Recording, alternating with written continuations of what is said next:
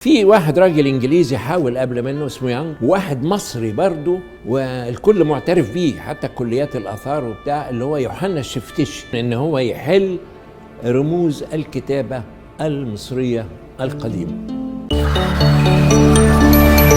جان فرانسوا شامبليون بعد الحملة الفرنسية ظهر شامبليون اللي هو فك رموز الكتابة الهيروغليفية، وبالطريقة دي قدرنا نعرف تاريخ بلدنا حاجات كتيرة قوي. في واحد راجل انجليزي حاول قبل منه اسمه يانج، وواحد مصري برضه والكل معترف بيه حتى كليات الاثار وبتاع، اللي هو يوحنا الشفتشي، يعرف القراءة المصرية القديمة، ساعدوا فيها مساعدة كبيرة قوي.